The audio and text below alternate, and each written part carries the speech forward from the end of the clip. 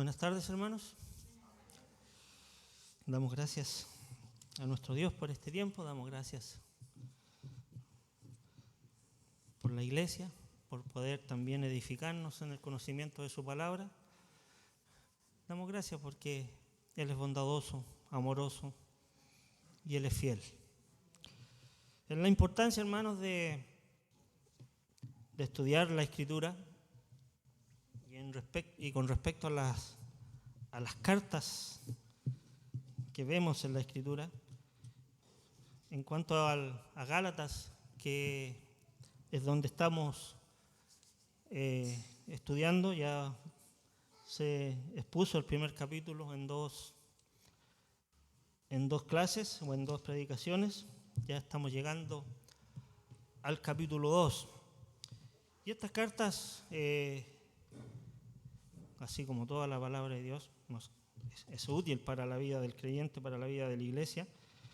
Nos permiten, hermanos, conocer la realidad de las iglesias en los tiempos apostólicos. Y deberíamos suponer, o suponemos, o debió haber sido así, que en estas iglesias, por haber sido constituidas por los apóstoles o por muchos de ellos, debieran haber sido iglesias muy obedientes a la Escritura, iglesias que no debiesen haber tenido quizás diferencias doctrinales, pero las habían, y podemos pensar que en esos tiempos había poca copia de la Escritura, no era muy quizás masiva la Escritura y que todos hubiesen tenido acceso a eso. También puede ser, podemos pensar, la falta de poner atención en cuanto se exponía la Escritura, ¿ya?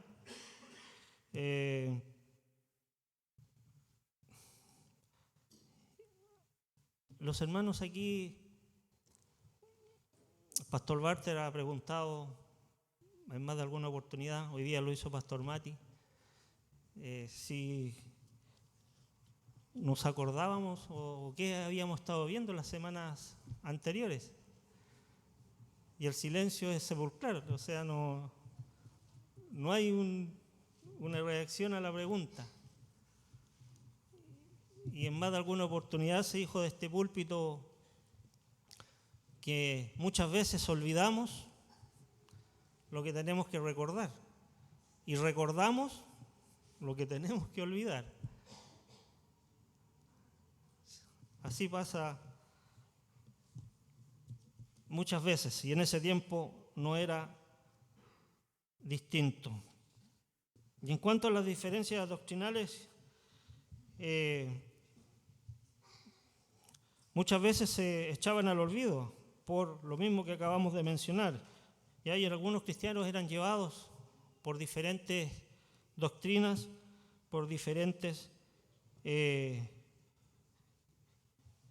pensamientos que podían mermar la sana enseñanza. Y los judaizantes en ese tiempo, si bien es cierto, aceptaban a Cristo como Señor y Salvador, ellos querían también que la ley mosaica y sus rituales como la circuncisión también eran necesarios para la salvación. Entonces ahí se producía también con el apóstol Pablo este conflicto y por lo tanto acusaciones que le hacían al apóstol, también recordándole su pasado, lo que él hacía cuando era un judío celoso de las tradiciones más que sus padres. Entonces esto llevó también, hermanos, a que se hiciera un concilio, el primer concilio de la iglesia de Jerusalén, donde se tomaron el acuerdo de analizar estas situaciones y también concluir en que eso, en cuanto a la ley mosaica, y agregarle al sacrificio de Cristo la eficiencia o la eficacia o la suficiencia del sacrificio de Cristo, no había que agregarle nada. Eso es como introducción a lo que vamos a ver en el capítulo 2 de la carta a los Gálatas.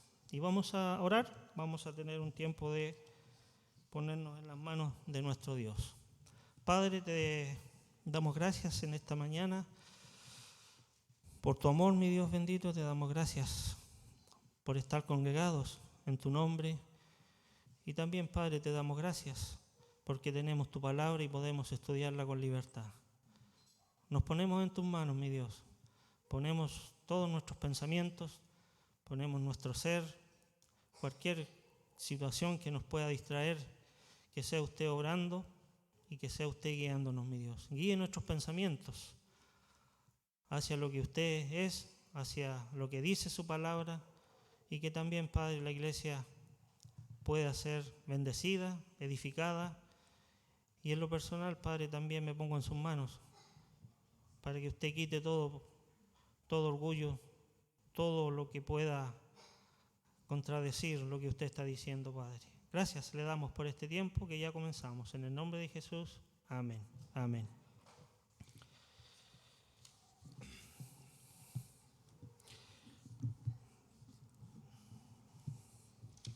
El capítulo 2 de Gálatas, 2 del 1 al 10, es la cita que estaremos viendo en esta mañana, y voy a dar lectura a esa cita. Gálatas, capítulo 2, de los versos 1 al 10. La palabra del Señor dice así: Después, pasados 14 años, subí otra vez a Jerusalén con Bernabé, llevando también conmigo a Tito. Pero subí según una revelación, y para no correr o haber corrido en vano, expuse en privado a los que tenían cierta reputación el evangelio que predico entre los gentiles. Mas ni aun Tito, que estaba conmigo, con todo y ser griego, fue obligado a circuncidarse. Y esto a pesar de los falsos hermanos introducidos a escondidas, que entraban para espiar nuestra libertad que tenemos en Cristo Jesús, para reducirnos a esclavitud, a los cuales ni por un momento accedimos a someternos, para que la verdad del Evangelio permaneciese con vosotros. Pero de los que tenían reputación de ser algo, lo que hayan sido en otro tiempo, nada me importa. Dios no hace acepción de personas. A mí, pues, los de reputación, nada nuevo me comunicaron. Antes, por el contrario, como vieron que me había sido encomendado el evangelio de la incircuncisión, como a Pedro el de la circuncisión. Pues el que actuó en Pedro para el apostolado de la circuncisión, actuó también en mí para con los gentiles. Y reconociendo la gracia que me había sido dada, Jacobo, Cefas y Juan, que eran considerados como columnas, nos dieron a mí y a Bernabé la diestra en señal de compañerismo, para que nosotros fuésemos a los gentiles y ellos a la circuncisión. Solamente nos pidieron que nos acordásemos de los pobres, lo cual también procuré con diligencia hacer.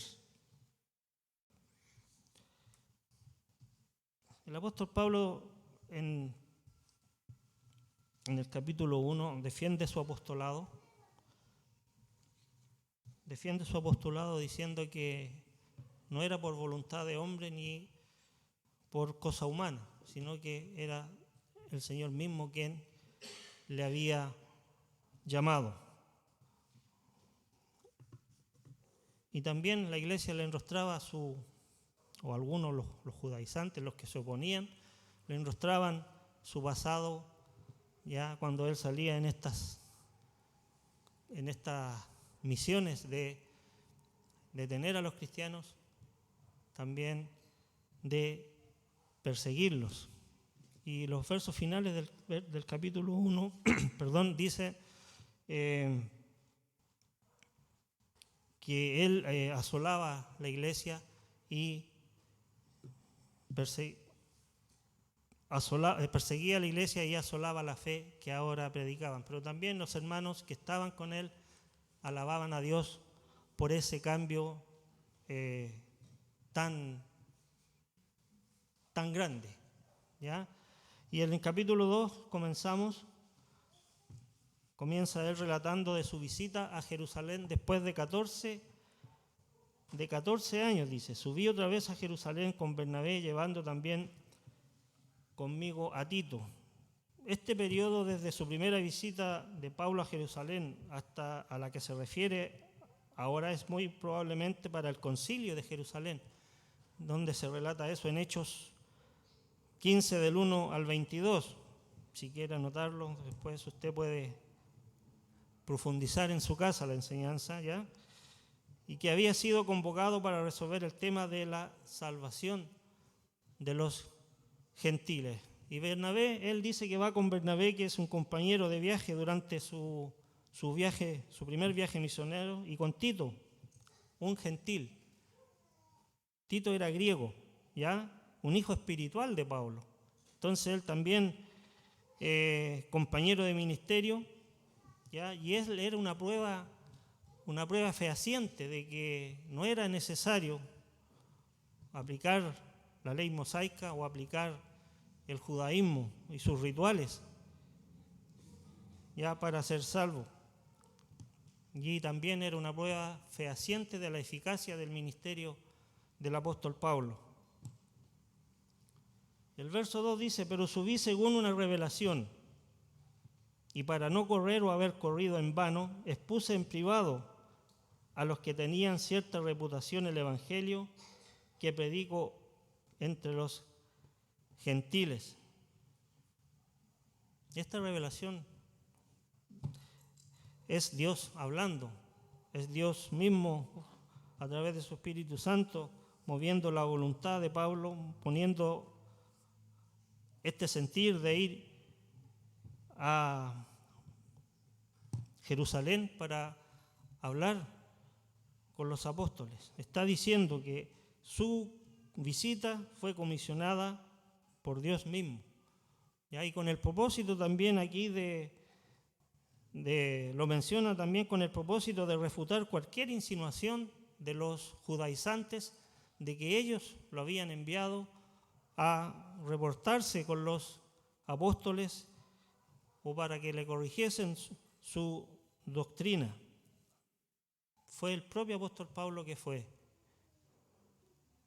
No fue porque lo hayan mandado, no fue porque él haya hecho caso a los que se oponían a estas enseñanzas del Evangelio en cuanto a que a la salvación era solo por fe en Jesucristo.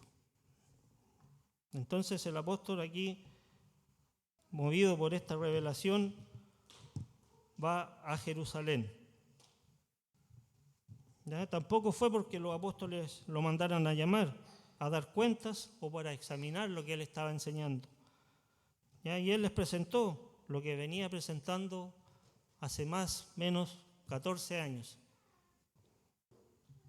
El Evangelio, las buenas nuevas de salvación por gracia, mediante fe solo en Cristo. Le presentó esto a los líderes principales de la iglesia en Jerusalén. Y lo expuesto, hermano, no era para reforzar su propia convicción, sino para terminar con la influencia judaizante dentro de la iglesia. Me imagino, hermanos, que debe haber sido desgastante para el apóstol este conflicto, esta diferencia, esta oposición que tenía.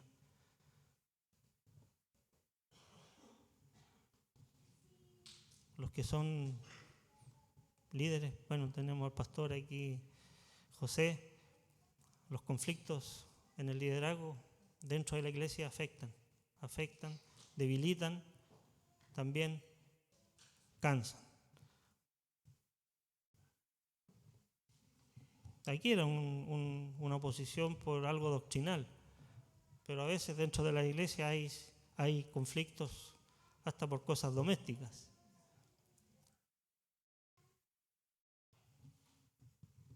La iglesia debe crecer en ese sentido. ¿Y qué esperaba Pablo de esta visita? Pablo esperaba que los líderes de Jerusalén apoyaran su ministerio. Esperaba que le confirmaran la enseñanza que él daba, pero también esperaba que no suavizaran la oposición que él tenía a los judaizantes, a la ley mosaica que los hermanos ahí judíos querían imponer como doctrina también.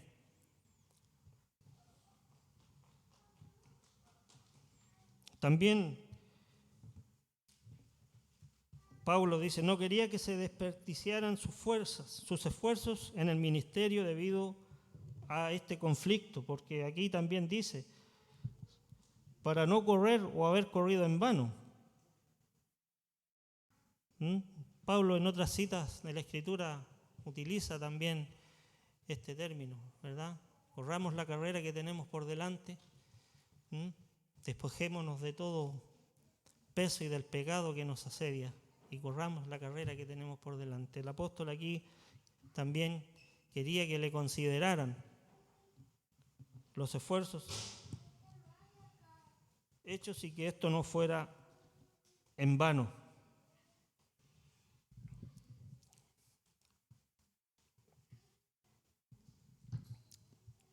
El verso 3 dice, más ni aun Tito, que estaba conmigo, con todo y ser griego, fue obligado a circuncidarse. Los judaizantes, hermanos, enseñaban que no podía haber salvación sin circuncisión. Pablo y los apóstoles negaron esto y se resolvió en forma concluyente en el concilio de Jerusalén, que la salvación es solo por fe en Cristo. Y Tito era una prueba viva de que la circuncisión y las regulaciones mosaicas no eran prerequisitas ni componentes necesarios para la salvación. Y la negativa de los apóstoles de obligar a Tito a que se circuncidara verificó el rechazo de las iglesias a la doctrina de los judaizantes. Judaizantes, sí. Conflictos doctrinales. En la época hay muchos. En la época hay muchos. Y la iglesia debe estar atenta. La iglesia debe estar velando en oración y debe estar atenta. Y como iglesia, comunión de centros bíblicos, debemos dar gracias, hermanos, la doctrina que tenemos.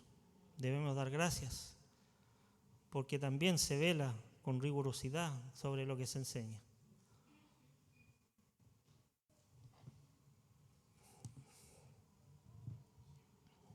Los cristianos, hermanos, somos libres de la ley y las obras como medio de salvación. Verso 5 dice, a los cuales ni por un momento accedimos a someternos, para que la verdad del Evangelio permaneciese en vosotros.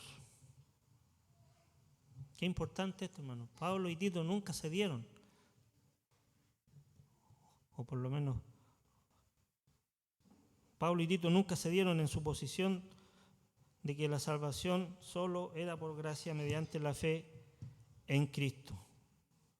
Mantuvieron su posición y mantuvieron lo que Dios les había revelado.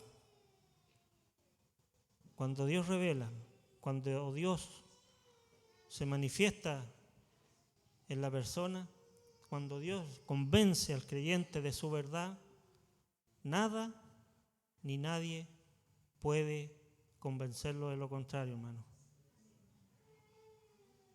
Nada ni nadie puede convencerlo de lo contrario, porque el testimonio está en usted, el testimonio está en usted, el testimonio está en cada uno de nosotros. Nadie le puede decir que Dios no existe. O sea, le pueden decir que Dios no existe.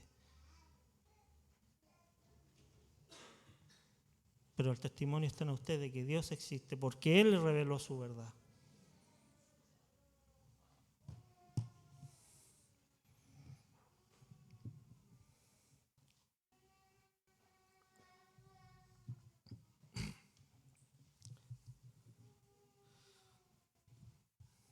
¿Cuán determinante es esto para una iglesia sana?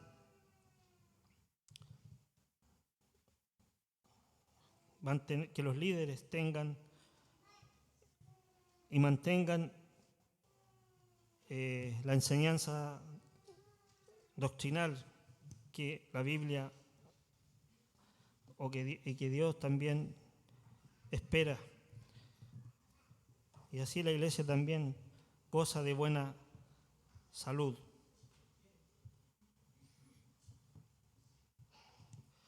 Verso 6 dice: pero los que tenían reputación de ser algo, lo que hayan sido en otro tiempo, nada me importa. Dios no hace acepción de personas.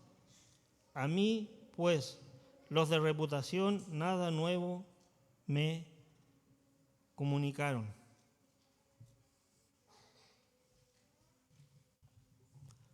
Sí, el Señor no hace acepción de personas. Independiente del pasado que haya tenido usted, del pasado que haya tenido Dios, lo puede utilizar en su obra de la manera que Él quiera.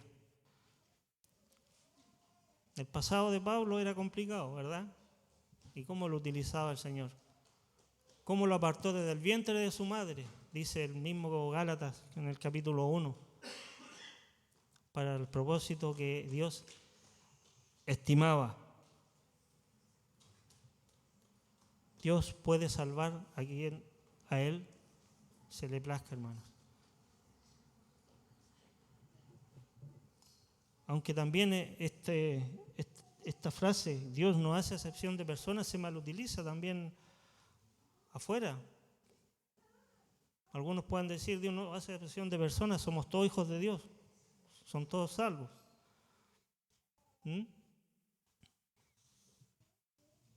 Pero usted y yo sabemos que la palabra de Dios no dice eso.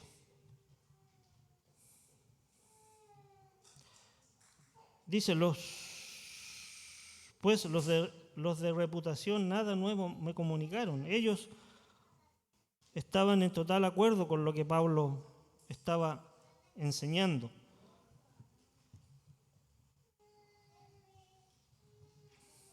Y Pablo nunca se vio a sí mismo como inferior en términos apostólicos.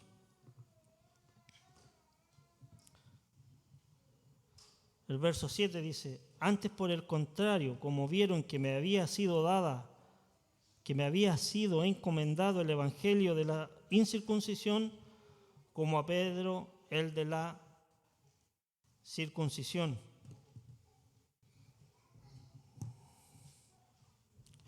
Claro, como los judaizantes afirmaban que Pablo estaba predicando un evangelio desviado, pero los apóstoles confirmaron que él proclamaba el evangelio verdadero, que era el mismo evangelio que proclamaba Pedro. ¿Ya? Pedro predicando a los judíos, Pablo también predicando a los gentiles y a los judíos en tierras gentiles. Esa era la diferencia que también hacía que estos otros personajes pensaran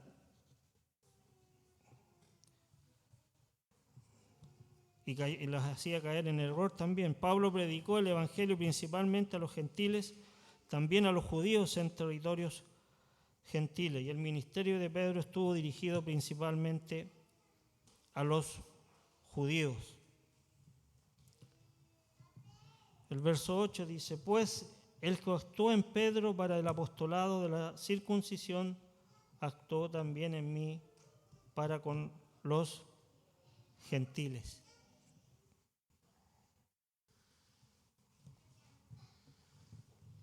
El Señor fue el que obró en Pedro y también el Señor fue quien obró en Pablo, en sus misiones, en lo que eran comisionados o eran las misiones que el Señor también les había dado. Él les impartió el poder.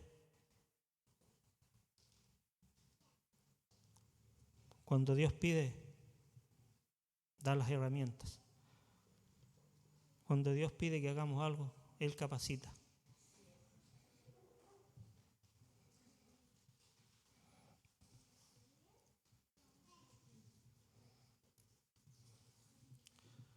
Dios da lo necesario, hermanos. Y el Espíritu también, el Espíritu Santo, es un espíritu de valor.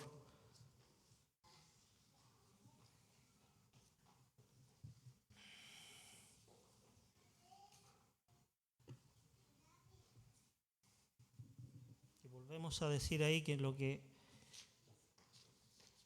Pablo enseñaba no fue por revelación humana, como lo menciona él en Gálatas capítulo 1, dando todo el crédito a Dios,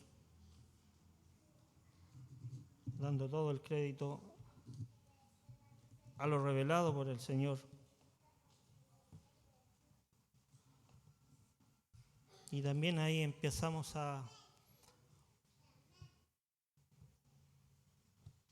y como enseñanza para nosotros, hermanos, lo que hablamos no es enseñanza de hombres. Lo que hablamos es el Evangelio, lo que hablamos es la palabra de Dios, que es viva, que es eficaz. No podemos sacrificar la verdad de Dios para quedar bien con las personas.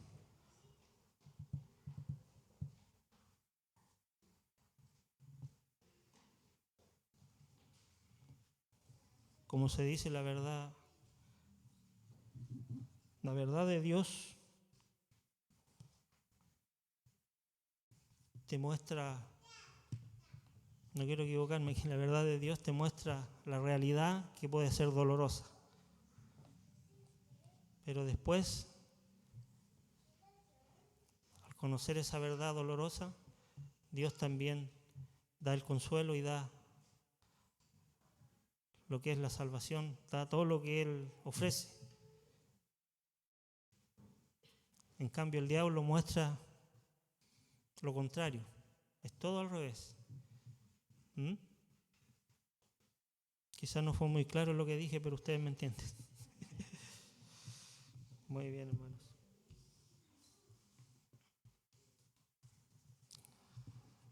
El diablo es un engañador. El diablo es un engañador, mentiroso.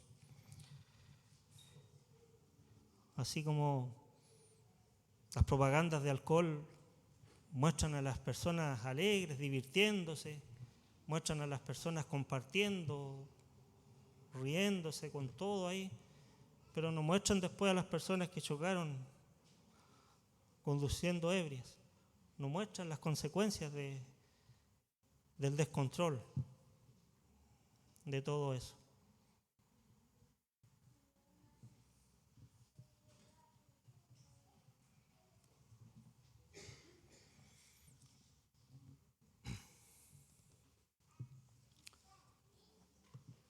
Verso 9 dice, y reconociendo la gracia que me había sido dada, Jacobo y Cefas y Juan, que eran considerados como columnas, nos dieron a mí y a Bernabé la diestra en señal de compañerismo para que nosotros fuésemos a los gentiles y ellos a la circuncisión.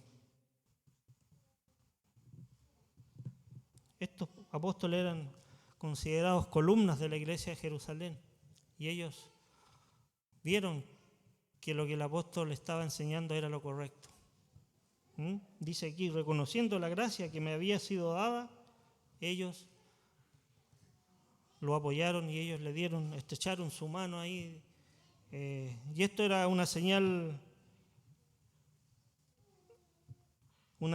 de, en esos lugares era una señal, un voto de amistad, una señal de sociedad o de asociado, ¿ya? Este acto indicaba un reconocimiento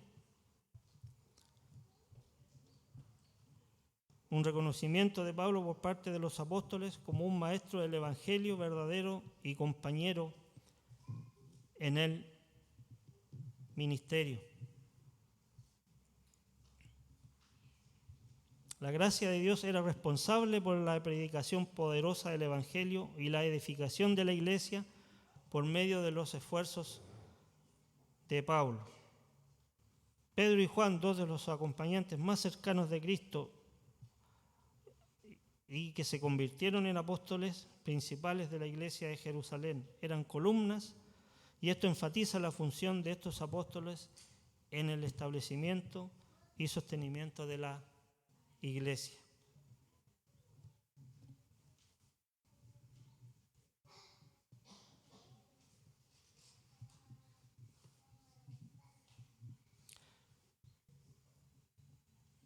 Y esto, hermanos, fue un golpe, que nosotros fuéramos a los gentiles confirmación adicional del llamado divino de Pablo al ministerio, y un golpe a los judaizantes, ya que los apóstoles le indicaron que continuara este ministerio que ya había fructificado entre los gentiles.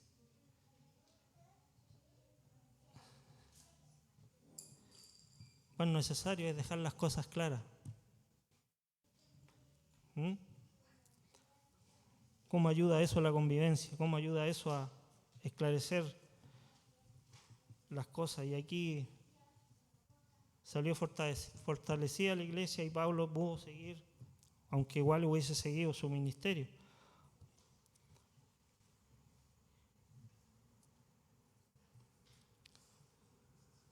Aunque en la actualidad igual hay detractores de Pablo, que sus cartas no eran necesarias a considerar.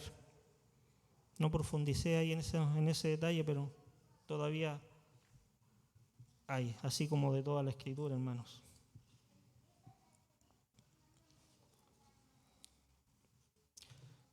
El verso 10 dice, solamente nos pidieron que nos acordásemos de los pobres, lo cual también procuré con diligencia hacer. Un buen recordatorio, un recordatorio práctico para Pablo y para el número creciente de cristianos gentiles en la iglesia. La iglesia había crecido mucho, la iglesia había crecido de manera importante, y muchos de los que se convirtieron en Pentecostés, en ese hecho, en ese evento, no regresaron a sus lugares de donde venían, se quedaron ahí, y muchos de los hermanos compartían, eran generosos entre ellos, apoyaban unos a otros, compartían sus recursos, aunque muchos tenían muy poco dinero. Y la iglesia de Jerusalén estuvo presionada también en su parte económica por años, pero el amor de los hermanos también se manifestaba ya en ese tiempo.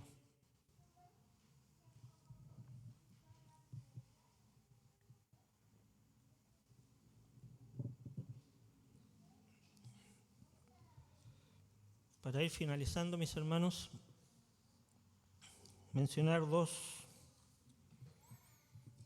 principios.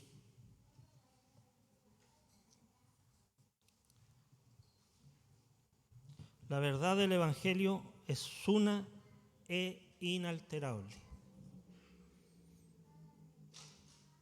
Lo repito, la verdad del Evangelio es una e inalterable. Pablo se esfuerza en este pasaje por mostrar que está totalmente de acuerdo con los apóstoles de Jerusalén y ellos con él. Y él hace la misma afirmación en 1 Corintios 15:11, si quiere usted lo apunta. ¿Ya? O se trata de mí o se trata de ellos. Esto es lo que predicamos y esto es lo que ustedes han creído.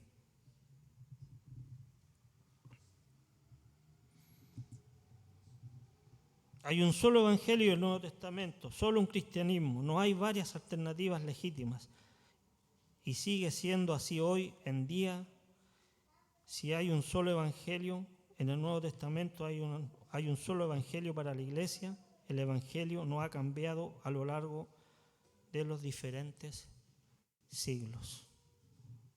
Muchas religiones, hermanos, van acomodando sus escritos para justificar sus mentiras que dijeron en el pasado. Van acomodando, sacando nuevos escritos para tapar las mentiras que han dicho en algún momento, profecías y cosas por el estilo.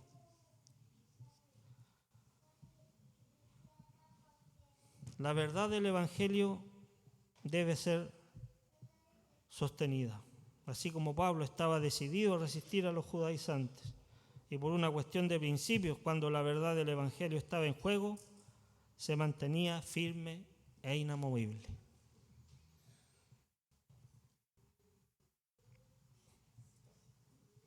Repito, para finalizar, mis hermanos, los dos principios para la iglesia. La verdad del Evangelio es una e inalterable y la verdad del Evangelio debe ser sostenida. Oremos, hermanos.